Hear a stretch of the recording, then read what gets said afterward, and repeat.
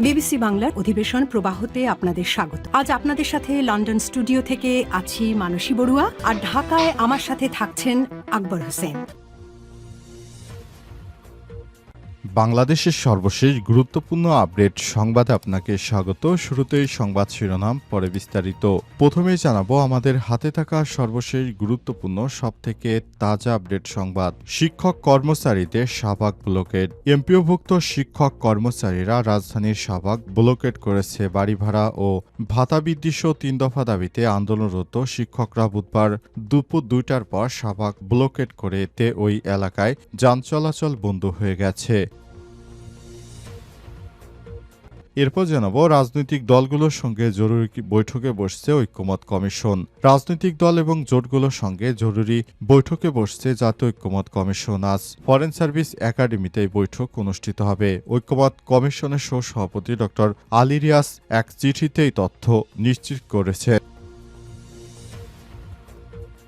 এদিকে এমপি আনার খুন হওয়া হোটেলে আশ্রয় নিলেন মেজর জেনারেল কবির। মেজর জেনারেল কবির আহমেদের বিরুদ্ধে আন্তর্জাতিক অপরাধ আদালতের পক্ষ থেকে গ্রেপ্তারি পরোয়ানা জারির পর তিনি কোথায় আছেন তা নিয়ে চলছে ব্যাপক আলোচনা। ঠিক এই মুহূর্তে আমার দেশের অনুসন্ধানে তার পালিয়ে যাওয়ার বিষয়টি নিশ্চিত হয়ে গেছে। তিনি ভারতে একটি হোটেলে আশ্রয় নিয়েছেন। যে হোটেলে তিনি আশ্রয় নিয়েছেন সেই হোটেলে আওয়ামী লীগের এমপি আনারকে হত্যা করা হয়েছিল। জানাবো চাকসু নির্বাচন বন্ধুর উপরই ভরসা প্রতিবন্ধী ভোটারদের। চট্টগ্রাম বিশ্ববিদ্যালয় কেন্দ্র ছাত্র সংসদ নির্বাচন ও হল সংসদ নির্বাচনে ভোট প্রদানের ক্ষেত্রে বিশ্বস্ত বন্ধুর উপর ভরসা করতে হচ্ছে দৃষ্টি, শ্রবণ, বাক, শারীরিক প্রতিবন্ধী ভোটারদের। এতে ভোটের মতো গোপনীয় একান্ত ব্যক্তিগত মতের বিষয়টিও অনিচ্ছা সত্ত্বে অপরজনকে জানাতে বাধ্য হচ্ছেন তারা। এবং সর্বশেষ জানাবো মিরপুরে আগুন, ৭ লাশ শনাক্তের দাবি স্বজনদের। রাজধানীর মিরপুর শেয়ালবাড়ি এলাকায় কেমিক্যাল গুদাম ও পোশাক কারখানায় অগ্নিকাণ্ডে নিহত ১৬ জনের মধ্যে ৭ জনের মধ্যেও শনাক্তের দাবি করেছে স্বজনরা। রূপনগর থানা পুলিশ জানিয়েছে শনাক্ত লাশগুলো ময়নাতদন্ত ও ডিএনএর নমুনা সংগ্রহের পর স্বজনদের কাছে হস্তান্তর করা হয়েছে। প্রিয় দর্শক, এতক্ষণ শুনছিলেন সংবাদ শিরোনাম, এবারে বিস্তারিত। তবে তার আগে বন্ধুরা অনুরোধ থাকবে এই সংবাদটিতে একটি লাইক দিন। এই চ্যানেলে আপনি নতুন হয়ে থাকলে আমাদের সংবাদটি দেখতে দেখতে চ্যানেলটি সাবস্ক্রাইব করে রাখুন। কমেন্ট করে বন্ধুরা আপনার মূল্যবান মতামত জানিয়ে দিন আপনি বিশ্বের কোন দেশ থেকে বা বাংলাদেশের কোন স্থান থেকে আমাদের সংবাদটি দেখছেন এবং শুনছেন। আর বন্ধুরা, সংবাদটি আপনার সোশ্যাল মিডিয়া ফেসবুকে শেয়ার করে বন্ধুদেরও দেখার সুযোগ করে দিন। গাজা যুদ্ধে আপনি যদি নিরীহ ফিলিস্তিনিদের ভালোবেসে থাকেন, কমেন্টে ইয়েস লিখে বিশ্ববাসীকে জানিয়ে দিন। এবারে বিস্তারিত। শিক্ষক কর্মচারীদের শাহবাগ ব্লকেড। এমপিভুক্ত শিক্ষক কর্মচারীরা শাহবাগ ব্লকেড করেছে।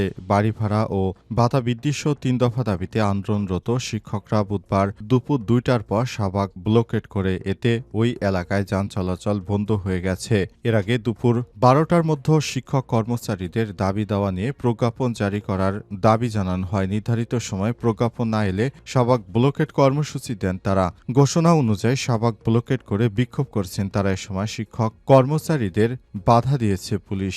এরপরও তারা সেখানে অবস্থান করছেন এবং সেখান থেকেই তারা তাদের বিক্ষোভ কর্মসূচি চালিয়ে যাচ্ছে। তবে এই অবস্থায় বর্তমানে বিভিন্ন স্কুল কলেজ বন্ধ হয়ে যায়। শিক্ষার্থীরা তাদের পড়াশোনা নিয়ে অনেক সমস্যায় পড়েছে, কিন্তু শিক্ষকরা নিজেদের বেতন ভাতা বৃদ্ধি যতক্ষণ পর্যন্ত সরকার না করবে তারা এই আন্দোলন কর্মসূচি চালিয়ে যাবে এমন সিদ্ধান্ত নিয়েছে। তাদের এই সিদ্ধান্তে শিক্ষার্থীদের পড়াশোনার কার্যক্রম স্থবির হয়ে পড়েছে। অবস্থায় নতুন করে আবার সংকট তৈরি হয়েছে। শিক্ষার্থীরা শিক্ষকদের পাশে দাঁড়াবে এমন কিছু শোনা গেলেও বাস্তবে এখনো তারা সেই ধরনের কোনো পদক্ষেপ গ্রহণ করেনি। আর সরকার থেকেও তাদের এ ব্যাপারে কোনো সহায়তা করবে না বলে বলা হচ্ছে। কিন্তু প্রতিনিয়ত তারা এখনো আন্দোলন কর্মসূচি চালিয়ে যাচ্ছে। নতুন করে এই ধরনের আন্দোলন কর্মসূচিতে রাজধানীতে মানুষ সমস্যার মধ্যে পড়েছে।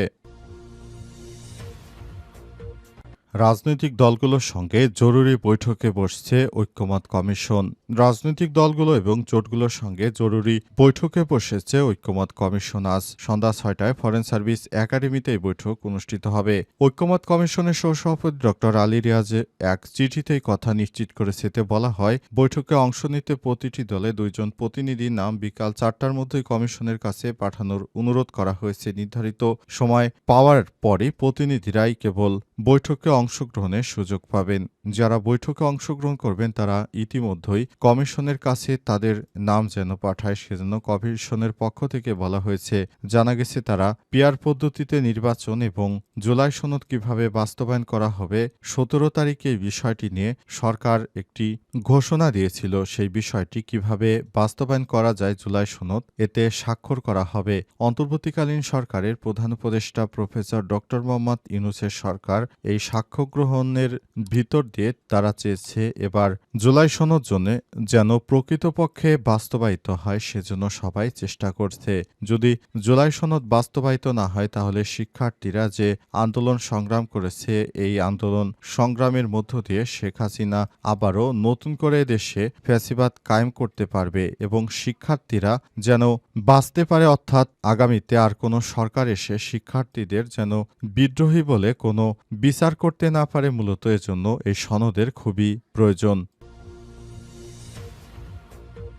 এমপি আনার খুন হওয়া হোটেলে আশ্রয় নিলেন মেজর জেনারেল কবির। মেজর জেনারেল কবির আহমেদের বিরুদ্ধে আন্তর্জাতিক অপরাধ আদালতের পক্ষ থেকে গ্রেপ্তারি পরোয়ানা জারি করা হয়েছে। এরপর তিনি বর্তমানে পালিয়ে ভারতে আশ্রয় নিয়েছেন। আওয়ামী লীগের এমপি আনার ভারতের যে সঞ্জীবা গার্ডেনে আশ্রয় নিয়েছিলেন, অর্থাৎ যেখান থেকে তিনি তার সমস্ত ভারতে গিয়ে কার্যক্রম পরিচালনা করার কথা ভাবছিলেন, মূলত সেখানেই আশ্রয় নিয়েছে এই মেজর জেনারেল। আমার দেশের অনুসন্ধানে তার পালিয়ে যাওয়ার বিষয়টি নিশ্চিত হওয়া গেছে। সেনা সদরের পক্ষ থেকে জানানো হয়েছে, জেনারেল কবিরকে খুঁজে পাওয়া যাচ্ছে না। আসলে মেজর জেনারেল কবির আহমেদ দেশ থেকে পালিয়ে ভারতে আশ্রয় নিয়েছেন। গত ৯ অক্টোবর তিনি বিশেষ ব্যবস্থায় তামাবিল সীমান্ত দিয়ে ভারতে পালিয়ে যান। জেনারেল কবির এখন কলকাতার নিউ টাউন এলাকায় সঞ্জীবা গার্ডেন কমপ্লেক্সে সপরিবার নিয়ে অবস্থান করছেন।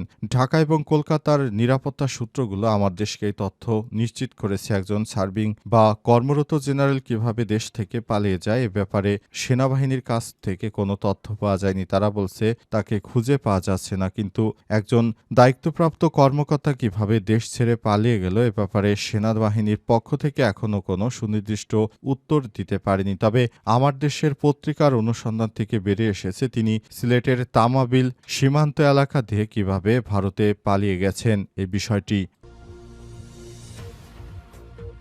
চাকসু নির্বাচন বন্ধুর উপরই ভরসা প্রতিবন্ধী ভোটারদের। চট্টগ্রাম বিশ্ববিদ্যালয় কেন্দ্রীয় ছাত্র সংসদ নির্বাচন ও হল সংসদ নির্বাচনে ভোট প্রদানের ক্ষেত্রে বিশ্বস্ত বন্ধুর উপর ভরসা করতে হচ্ছে দৃষ্টিশ্রাবণ, বাক ও শারীরিক প্রতিবন্ধী ভোটারদের। এতে ভোটারদের মতো গোপনীয় একান্ত ব্যক্তিগত মতের বিষয়টিও অনিচ্ছা সত্ত্বে অপরজনকে জানাতে বাধ্য করা হচ্ছে। শিক্ষার্থীদের অভিযোগ, বহুদিন আগ থেকে বারবার বিশ্ববিদ্যালয় প্রশাসনকে জানানো হয়, প্রতিবন্ধী শিক্ষার্থীদের অবজ্ঞা করে আসছে চবি প্রশাসন ও নির্বাচন কমিশন। এতে ৩৬ বছর পর চাকসুতে ভোট হলেও অন্যের উপরই ভরসা করতে হচ্ছে। এই সিদ্ধান্তকে চরম অবজ্ঞা ও বৈষম্যমূলক আচরণ হিসেবে দেখছেন তারা। বুধবার সকাল ৯টা থেকে অন্যান্য অনুষদের মতোই চাকসু ভবনের দোতলায় তাদের ভোট গ্রহণ অনুষ্ঠিত হচ্ছে। দুপুর ১২টায় চাকসু ভবনে গিয়ে দেখা যায় প্রতিবন্ধী শিক্ষার্থীরা লাইনে দাঁড়িয়ে আছেন। তাদের মধ্যে নারী ও পুরুষের সংখ্যা প্রায় সমান সমান। বেশিরভাগ শিক্ষার্থী দৃষ্টি প্রতিবন্ধী, তবে সাধারণ শিক্ষার্থীদের যেভাবে একটি বুথে ভোট প্রয়োগ করছেন সেভাবে ভোট দিচ্ছেন দৃষ্টি ও শ্রবণ প্রতিবন্ধী শিক্ষার্থীরা। এই ঘটনায় তারা উদ্বেগ জানিয়েছে। শিবির প্যানেলের কার্যনির্বাহী সদস্য প্রার্থী দৃষ্টি প্রতিবন্ধী আকাশ দাস জানান, আমরা বেশ কয়েকবার বেল পদ্ধতিতে ভোট গ্রহণের জন্য লিখিতভাবে দাবি জানিয়েছি চবি প্রশাসনকে, কিন্তু ঐতিহাসিক চাকসু নির্বাচনে আমাদের মতের কোনো গুরুত্ব দেওয়া হয়নি। তারা আমাদের সম্পূর্ণভাবে অবজ্ঞা করেছেন। আমাদের ৯২ জন শিক্ষার্থী ভোটার রয়েছে।